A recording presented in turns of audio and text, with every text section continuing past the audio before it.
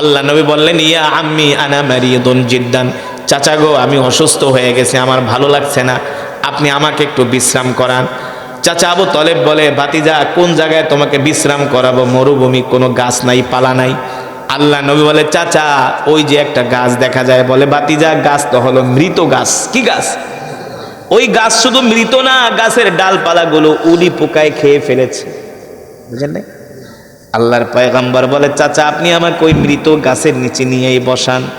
আল্লাহ রসুলকে চাচা আবু তালেব হাত ধইরা মৃত গাছের নিচে বসানোর সাথে সাথে মৃত গাছ জীবিত হয়ে গেছে।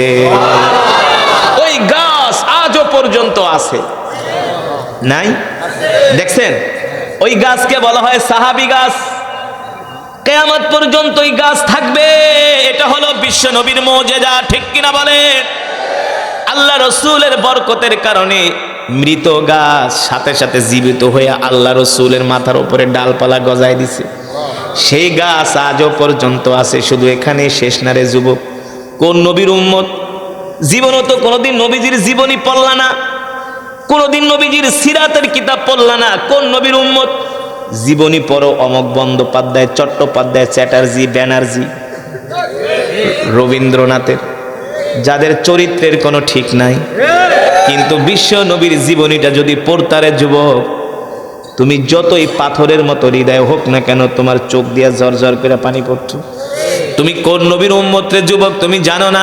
তোমার নবী হলেন রহমাতুল লিল আলামিন, ইমামুল আম্বিয়া, সকল নবীদের ইমাম, সাইয়্যিদুল মুরসালিন, সকল নবীদের সরদার, খাতামুন নবিয়্যিন, যে নবীর পরে আর কোন নবী আসবে না। আমরা সেই নবীর উম্মত। খুশি নাকি বেজা? জোরে বলি, খুশি নাকি বেজা? এবার খুললেন, দেখে চালন ছিলেন, চালনের চালনির মতো আল্লাহর নবীর পুরা শরীরের ভিতরে দাগ আর দাগ, 1 ইঞ্চি জায়গাও বাকি নাই আল্লাহ রসুলের শরীরের মধ্যে দাগ। আম্মা জানা আয়েশা বলেন, গো আল্লাহর নবী, ছোটবেলায় কি আপনার বসন্ত হয়েছিল নাকি?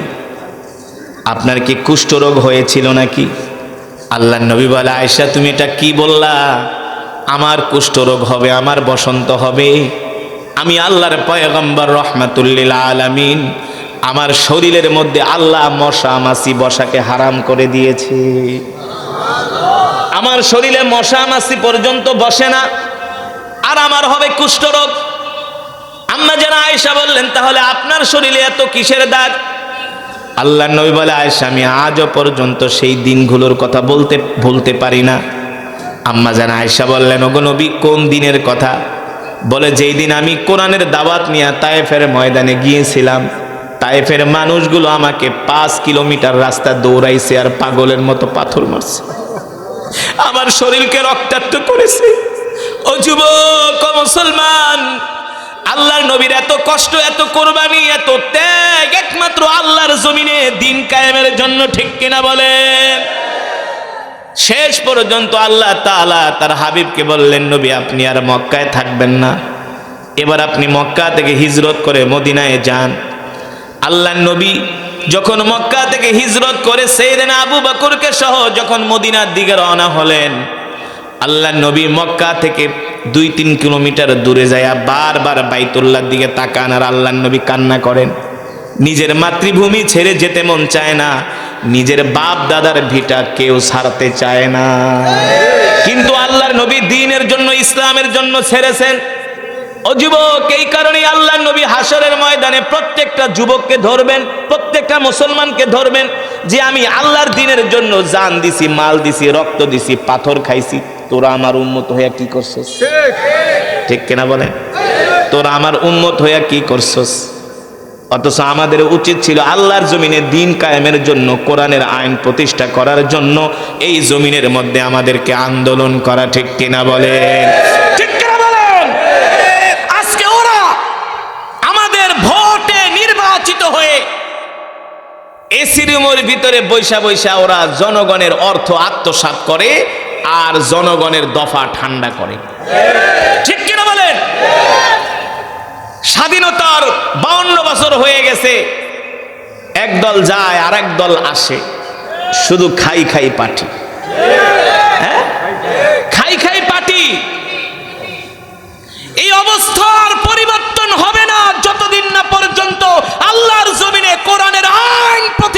হবে।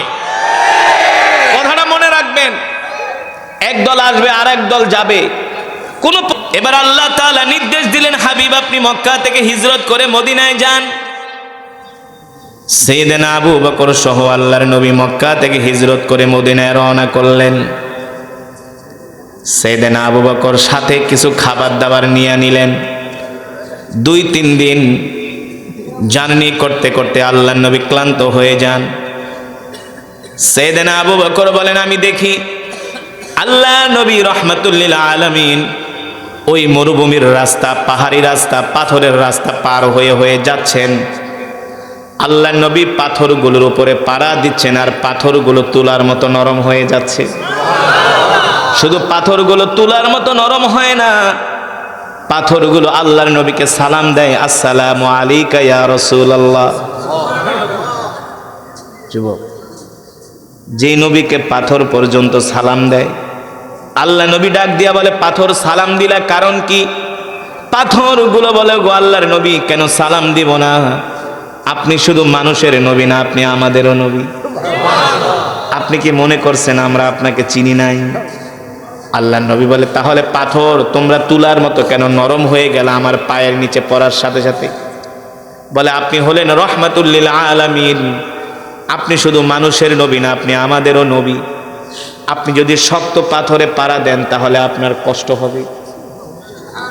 সুবহানাল্লাহ কইবেন না? এই কারণে আমরা পাথর তুলার মতো নরম হয়ে গিয়েছি। আল্লাহু আকবার। সাইয়েদনা আবু বকর বলে, গাছগুলো দেখে আল্লাহর নবীকে সালাম দেয়। আল্লাহর নবী ডাক দিয়া বলে, গাছ সালাম দিলা কারণ কি? বলে, কেন সালাম দিব না? আপনি শুধু মানুষের নবী না, আপনি আমাদেরও নবী। আকাশের মেঘমালা আল্লাহর নবীকে ছায়া দেয়। আল্লাহু আকবার।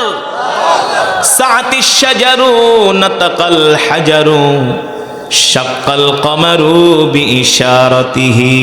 আল্লাহু আকবার। ইমামুল আম্বিয়া, সাইয়্যিদুল মুরসালিন, খাতামুন নবিয়্যিন, যেই নবীর জন্য কুল কায়নাত পাগল, ঠিক কিনা বলেন?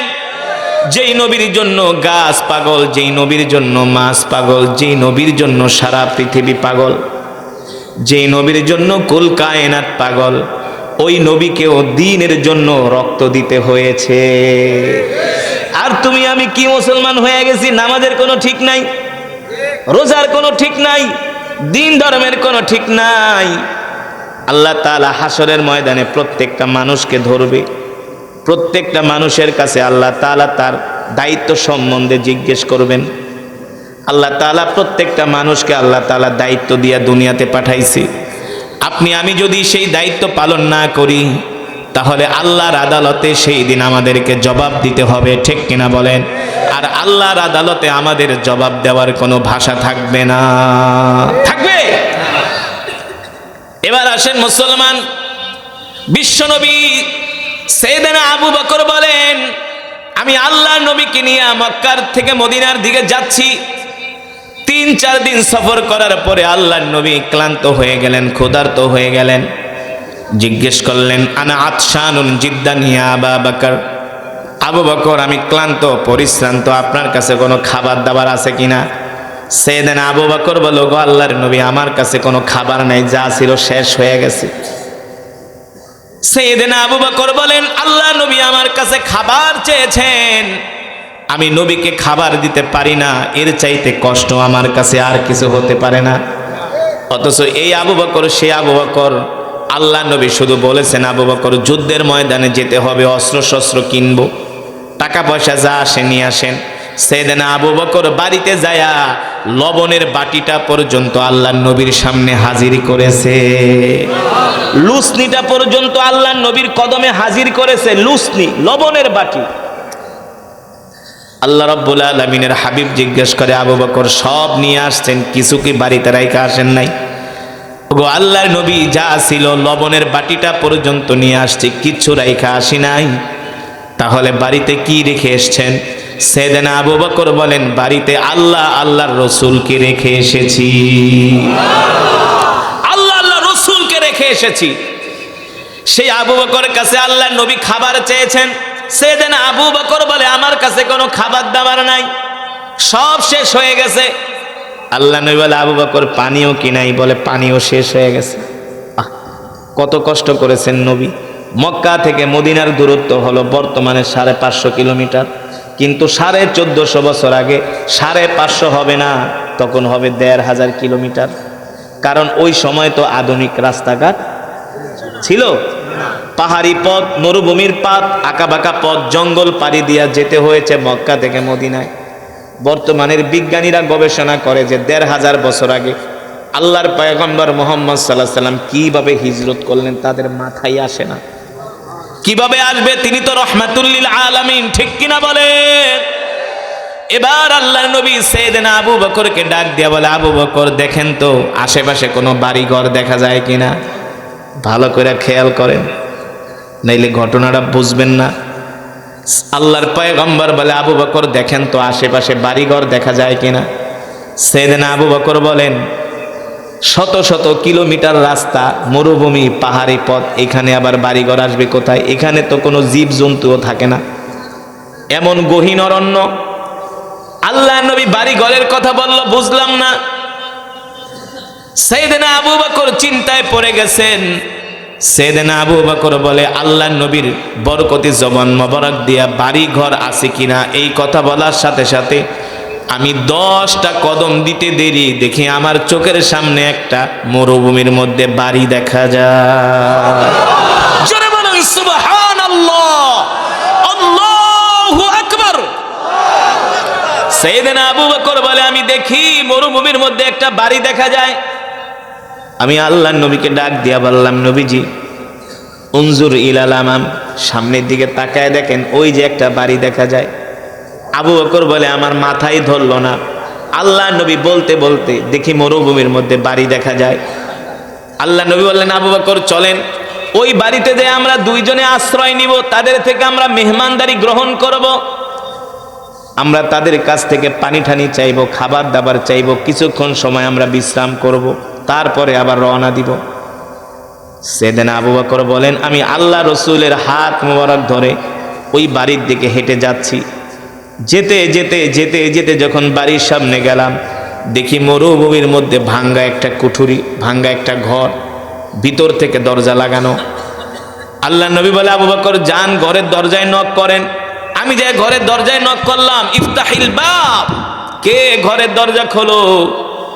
একবার দুইবার তিনবার বলার পরে কেউ কোনো সাড়া দেয় না। চতুর্থবারের সময় ঘর থেকে আওয়াজ আসলো, কে গো তোমরা, কোত্থেকে আসছো, কি তোমাদের পরিচয়? সাইয়েদনা আবু বকর বলে জিতু মিনাল মক্কা ইলাল মদিনা, আমরা মক্কা থেকে আসছি দুইজন মানুষ। জিনা মিলাল মক্কা ইলাল মদিনা, আমরা দুইজন মানুষ মক্কা থেকে আসছি, আমরা মদিনায় যাব, আমরা দুইজন মুসাফির, আমরা দুইজন। তো তোমরা মুসাফির হলে আমার বাড়িতে কেন আসছো? সাইয়েদনা আবু বকর বলে শোনো আমরা আসছি তোমার বাড়িতে, কিছুক্ষণ আমরা আশ্রয় গ্রহণ করতে চাচ্ছি, কিছুক্ষণ বিশ্রাম নিব। বলে তোমরা বিশ্রাম নিবা ভালো কথা, আমার বাড়িতে তো আমার স্বামী নাই, আমি তো একা মহিলা ঘরের মধ্যে, আমার নাম হলো উম্মে মাবাদ, আমার স্বামীর নাম হলো আবু মাবাদ। আমার স্বামী বকরি চড়ানোর জন্য মাঠে গেছে, সে বিকালবেলা বাড়িতে আসবে। তো তোমরা দুইজন মেহমান আসছো, আমি তোমাদের কি খেদমত করব? সাইয়েদনা আবু বকর বলে যদি কোনো খাবার দাবার থাকে একটু দাও। বলে শোনো আমরা এতটাই নিঃস্ব মানুষ, গরিব মানুষ, আমাদের ঘরে কোনো খাবার নাই, আমার স্বামী বকরি চড়ায়, সেই বকরি থেকে আমরা দুধ দোয়া দুইজন স্বামী স্ত্রী পান করি, আর গাছ থেকে কিছু খেজুর পেড়ে খেজুর খাই, এছাড়া আমাদের কাছে কোনো খাবার দাবার থাকে না। সাইয়েদনা আবু বকর বলে যদি খাবার দাবার না থাকে তাহলে একটু পানি পর্যন্ত দাও। বলে পানিও শেষ, পানিও। আল্লাহ নবী বলেন আবু বকর খাবারও নাই পানিও নাই। বলে না। হঠাৎ করে আল্লাহ নবী দেখেন উম্মে মাবাদের ঘরের সামনে একটা বকরি বাঁধা। কি বাঁধা? একটা বকরি বাঁধা।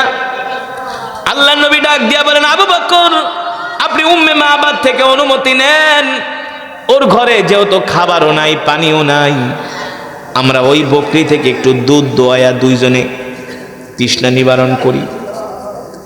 সাইয়েদনা আবু বকর বলল উম্মে মাবাদ ইয়া উখতি, তোমার ঘরের সামনে একটা বকরি বাঁধা আছে, যদি অনুমতি দাও আমরা ওই বকরি থেকে দুধ দোয়া দুইজনে পান করি। ঘর থেকে উম্মে মাবাদ বলে, পথিক জানো না আমার ঘরের সামনে যে বকরি বাঁধা আছে এই বকরিটা হলো অসুস্থ বকরি, হাঁটতে চলতে পারে না, দুধ দিবে কোত্থেকে? ওই হাঁটতে চলতে পারে না, এই কারণে আমার স্বামী ওকে ঘাস খাওয়ানোর জন্য মাঠেও নিয়ে যেতে পারে না। আল্লাহর নবী বলে, আবু বকর আপনি শুধু উম্মে মাবাদ থেকে অনুমতি নেন, অসুস্থ বকরি থেকে দুধ দোয়ানোর দায়িত্ব আমার। আর জোরে বলেন সুবহানাল্লাহ। সাইয়েদনা আবু বকর বিশ্বাস করেন আল্লাহর নবীর জবান মুবারক দিয়া যেহেতু এই কথা বলেছে, অসুস্থ বকরি থেকে অবশ্যই দুধ। সাইয়েদনা আবু বকর বলে, উম্মে মাবাদ অনুমতি দাও, অনুমতি দাও। মহিলা মানুষ, অসুস্থ বকরি দুধ দেয় না। আল্লাহর নবী বলে, আবু বকর আপনি শুধু অনুমতি আনেন। একবার দুইবার তিনবার বলার পরে মহিলা রাগ করে কয়, যাও পারলে দুধ দোয়ায় খাও, আমার কোনো আফসোস নাই। এবার আল্লাহর নবী বলে, আবু বকর দুধ যে রাখবো পাত্র পাবো কোথায়? উম্মে মাবাদ থেকে একটা পাত্র চাই আনেন। আবু বকর বলেন, সাইয়েদনা আবু বকর বলে, উম্মে মাবাদ একটা পাত্র দাও। উম্মে মাবাদ ঘর থেকে একটা সাগীরুন, একটা ছোট পাত্র দিছে। আল্লাহর নবী বলে, আবু বকর গো এত ছোট পাত্রে হবে না, বড় পাত্র লাগবে। ওই মহিলা আরো রাগ করছে, কয় তোমরা আমার সাথে মজা করো না? একে বলছি অসুস্থ বকরি, দুধ দেয় না, হাঁটতে পারে না, চলতে পারে না, দিছি ছোট পাত্র, বলে ছোট পাত্রে হবে না, বড় পাত্র লাগবে। বুঝলাম না, আমার কথা কি তোমরা বিশ্বাস করো না? সাইয়েদনা আবু বকর বলে, উম্মে মাবাদ যেটা বলছি সেটা করো, বড় একটা পাত্র দাও। এবার মহিলা রাগ কইরা বড় একটা পাত্র ঘরের থেকে কয় নাও। ঘরের থেকে দিয়া কয়, দেখি তো আমার বাড়িতে কে দুইজন মেহমান আসছে, আমার দেখার তো দরকার আছে না? উম্মে মাবাদ বলে, ওয়াল্লাহি রব্বিল কাবা, রবের কাবার কসম খায়া বলি, আমি যখন ঘরের দরজাটা একটু ফাঁকা করে বাইরের দিকে তাকাইলাম, আমার চোখের নজর যায়া আল্লাহর নবী যুবক মুহাম্মদ সাল্লাল্লাহু আলাইহি সাল্লামের দিকে পড়ল। আমি তার দিকে তাকানোর সাথে সাথে আমি আমার আর চোখের নজর ফিরাইতে পারি না। আমি এক নজর আল্লাহর নবীর দিকে তাকায় আছি আর মনে মনে চিন্তা করি, এত সুন্দর আবার মানুষ হয় নাকি? আমি কাকে দেখলাম এত সুন্দর চেহারা? উম্মে মাবাদ বলে, আমি একবার আল্লাহর নবীর দিকে তাকাই আর দ্বিতীয়বার আমি পূর্ণিমার চাঁদের চুলগুলো এত সুন্দর, তার কথাগুলো এত সুন্দর, তার দাঁতগুলো, তার চেহারাটা এত সুন্দর। ও মুসলমান, আমার নবী যখন হাসি দিতেন আল্লাহর নবীর চেহারা মোবারক গালগুলো বেদেনার মতো লাল হয়ে যেত। বুঝেন নাই? আল্লাহর নবী এত সুন্দর ছিলেন। জীবনের প্রথম যেদিন মিশরে যাই, কায়রো থেকে যেদিন বিমানে উঠি, দুবাই থেকে যেদিন কায়রোর বিমানে উঠি, মিশরের মানুষ তো এমনি সুন্দর, জানেন, সব একের জিনিস। পুরুষরা তো সুন্দর, আর মেয়েদের কথা তো বাদই দিলাম, আপনাদেরকে জানার জন্য বলছি এত সুন্দর কেন। পয়গম্বর ইউসুফ আলাইহিস সালাম ছিলেন পৃথিবীর সবচেয়ে সুন্দর, কিন্তু আল্লাহর নবীর চেয়ে সুন্দর। আল্লাহর নবী বলেন, আমার ভাই ইউসুফ হলো সাদা সুন্দর, আমি হলাম লাল সুন্দর। সাদা সুন্দর বেশি আকর্ষণীয় নাকি লাল সুন্দর?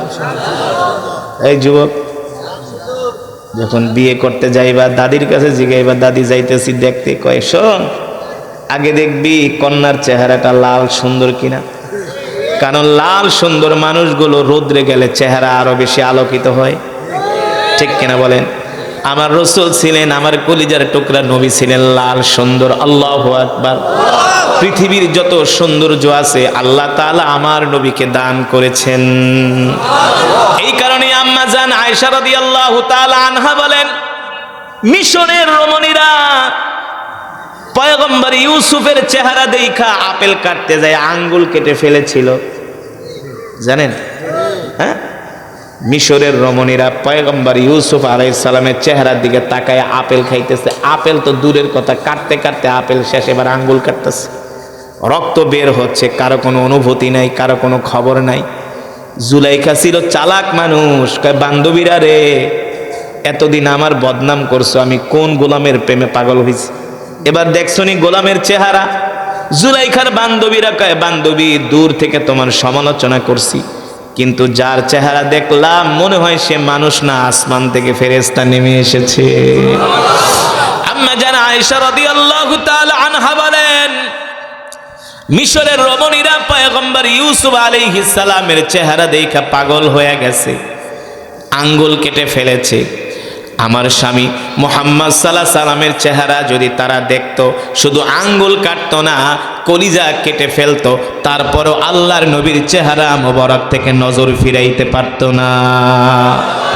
এত সুন্দর ছিলেন আমার নবী।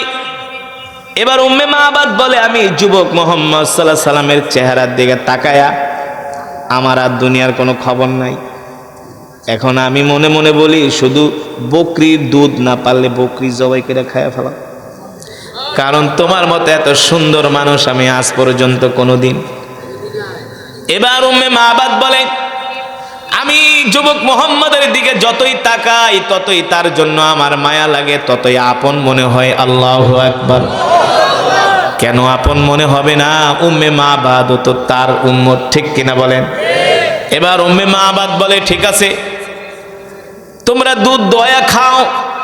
এবার সালাম দিলা, কারণ কি? কয়েক সালাম কেন দিব না? আপনি কি মনে করছেন আপনাকে আমি চিনি নাই? আপনি শুধু মানুষের নবী না, আপনি আমারও নবী। ওগো নবীজি, আমি অসুস্থ ছিলাম, আপনাকে দেখার সাথে সাথে আমি সুস্থ হয়ে গেছি। আল্লাহ নবী ডাক দেয়, কাছে আসো। এবার বকরি আয়েশা আল্লাহ রসুলের কাছে তার মুখ দিয়া, আল্লাহ রসুলের কানের সামনে মুখ দিয়ে এবার কথা বলতেছে বকরি আল্লাহ নবীর সাথে। উম্মে মাবাদ বলে, আমি ঘর থেকে দেখতেছি বকরির চোখ দিয়া পানি বের হচ্ছে। বকরি আল্লাহ রসুলের কাছে মনের দুঃখ বলতেছেন, ওগো নবীজি, আমি অসুস্থ বকরি, এই কারণে আমার মালিক আমাকে ঘাস খাওয়ায় না, মাঠে নেয় না, আমি বাচ্চা দিতে পারি না, দুধ দিতে পারি না, এই কারণে আমাকে আদর করে না। আপনি আমার নবী, আপনাকে দেখার পরে আমি সুস্থ হয়ে গেছি। উম্মে মাবাদ বলে, আমি দেখতেছি যুবক মুহাম্মদের সাথে বকরি কথা বলতেছে। এবার আল্লাহ নবী ডাক দিয়ে বলে, বকরি, আমরা দুইজন ক্ষুধার্ত, মক্কা থেকে আসছি, মদিনায় যাব, তুমি যদি অনুমতি দাও তোমার থেকে একটু দুধ দোয়ায় আমরা দুইজনে পান করব। এই কথা বলার সাথে সাথে বকরি তার দুই পা দুই দিকে দিয়া বলে, ওগো আল্লাহর নবী, আপনি আমার থেকে দুধ দহন করেন। আল্লাহ নবী বিসমিল্লাহ বইলা ওই দুধ বকরির ওলানের ভিতরে, বকরির স্তনের ভিতরে হাত দেওয়ার সাথে সাথে দুধে ভরপুর হয়ে গেছে। আমার নবী বরকতের নবী, দয়ার নবী, মায়ার নবী, ঠিক কিনা বলেন? আমার নবীকে আল্লাহ তাআলা বলেছেন, ওয়ামা আরসালনাকা ইল্লা রাহমাতাল লিল আলামিন। আল্লাহু আকবার। আল্লাহ নবীর বয়স তখন 12 বছর। কত বছর? চাচা আবু তালিবের সাথে ব্যবসা করার জন্য সিরিয়ায় যাচ্ছেন। কোথায়? যখন জর্দানের সীমান্তবর্তী এলাকায়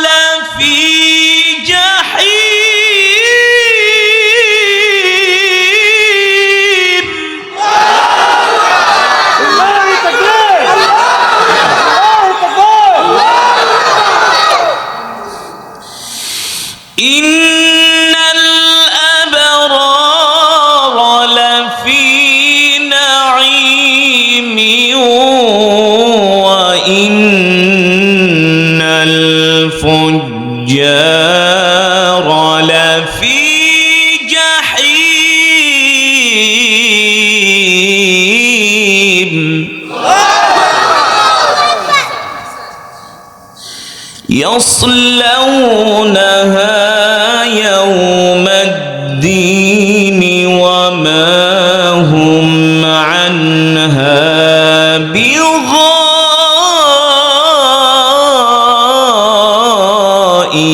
بغائبين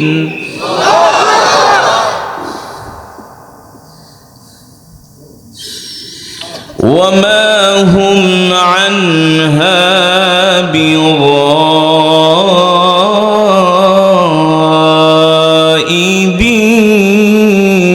بغائبين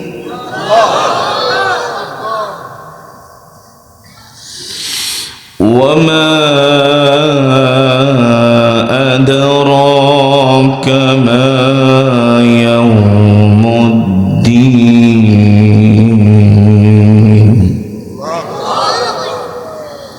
ثم ما أدراك ما يوم الدين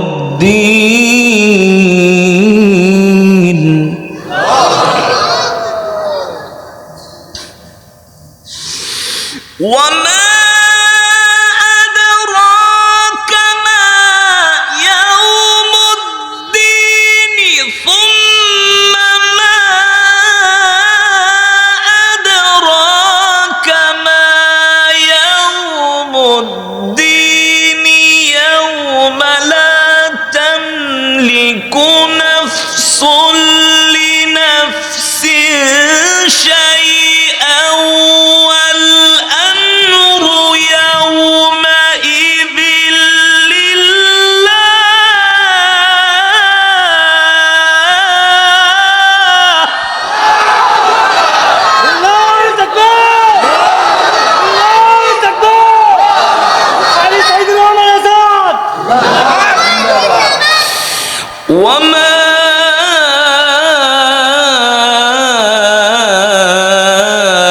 أدراك ما يوم الدين ثم ما أدراك ما يوم الدين يوم لا تملك نفس لنفس شيئا والأمر يومئذ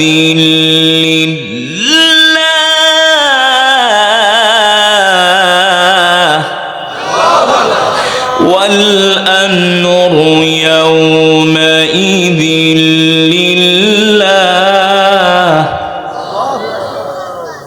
والأمر يومئذ لله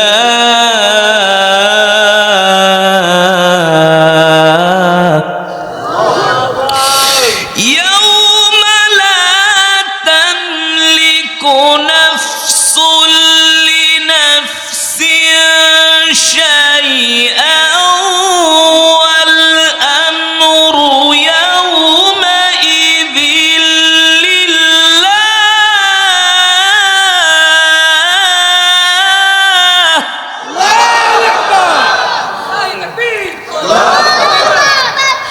يوم لا تملك نفس لنفس شيئا والأمر يومئذ لله والأمر يومئذ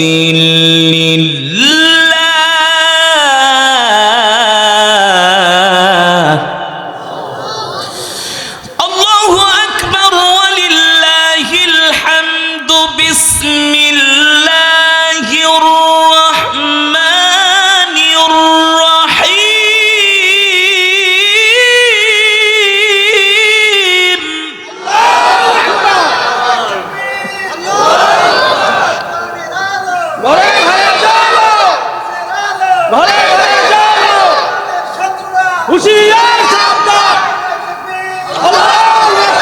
بسم الله الرحمن الرحيم قل هو الله أحد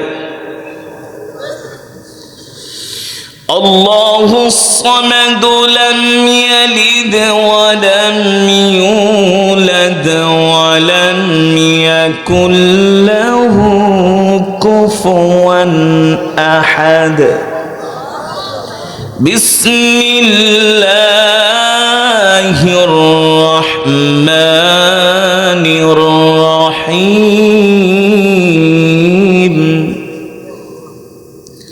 بسم الله الرحمن الرحيم قل هو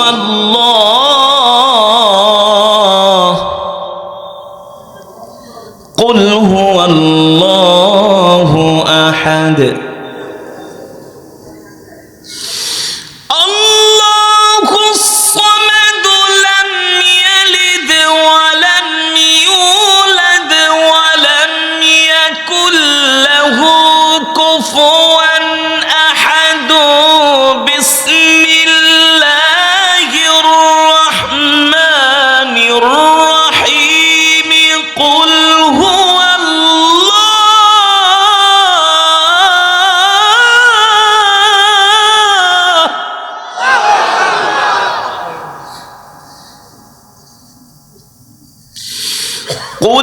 هو الله أحد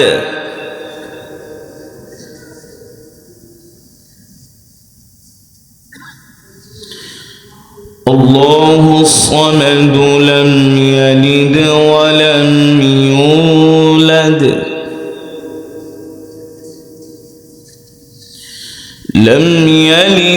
ولم يولد ولم يكن له كفوا أحد بسم الله الرحمن الرحيم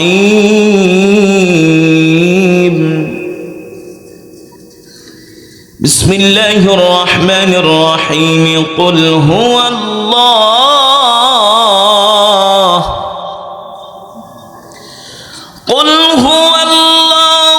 أحد الله الصمد لم يلد ولم يولد ولم يكن له كفوا أحد لم يلد ولم يولد ولم يكن له كفوا أحد بسم الله الرحمن الرحيم قل أعوذ برب الناس قل أعوذ برب الناس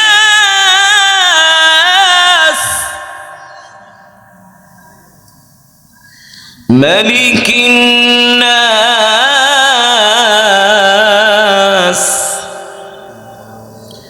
إله الناس من شر الوسواس الخناس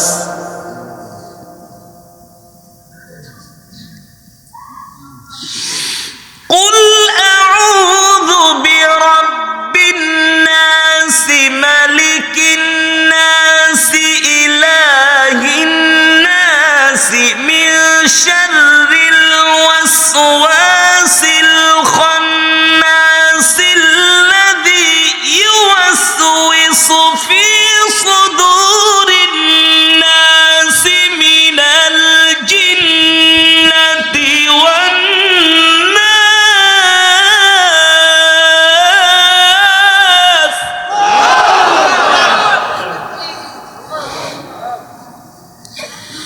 من شر الوسواس الخناس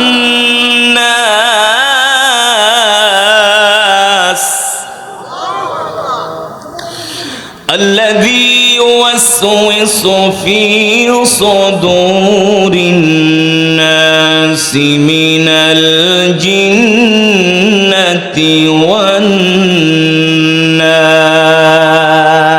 والناس الذي يوسوس في صدور الناس من الجنة والناس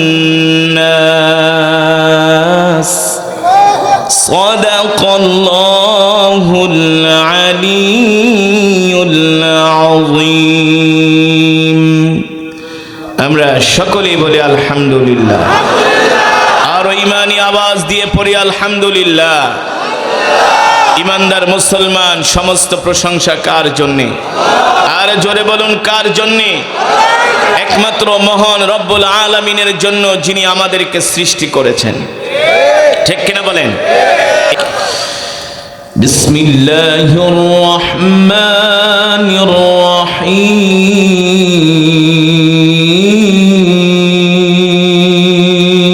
রহিম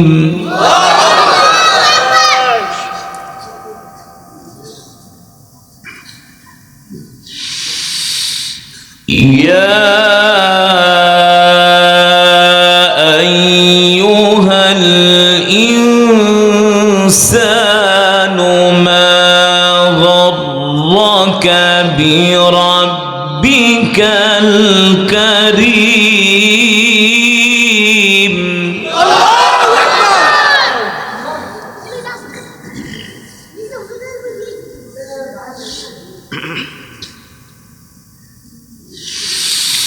يا أيها الإنسان ما غرك بربك الكريم الذي خلقك فسواك فعدلك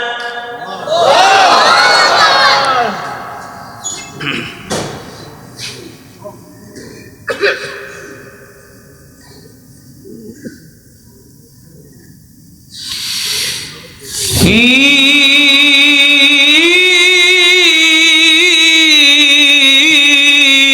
أي صورة ما شاء ركبك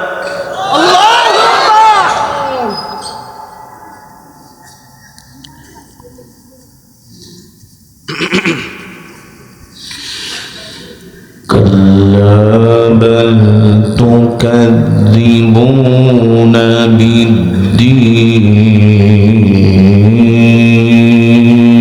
بالدين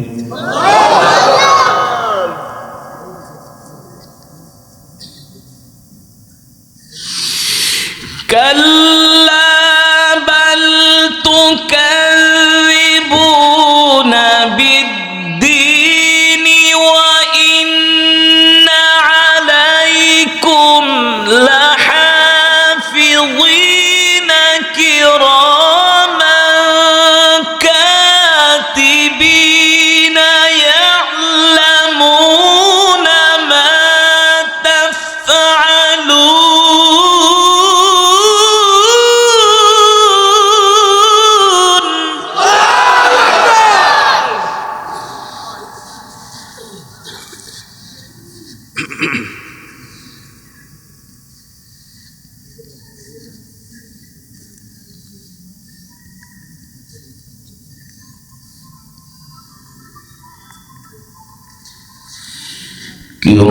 كراما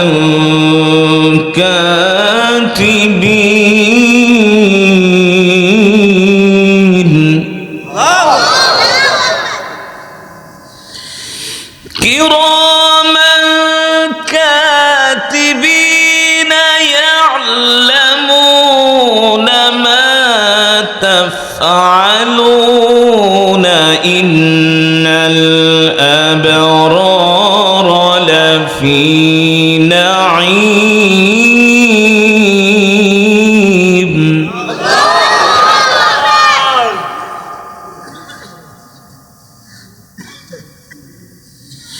وإن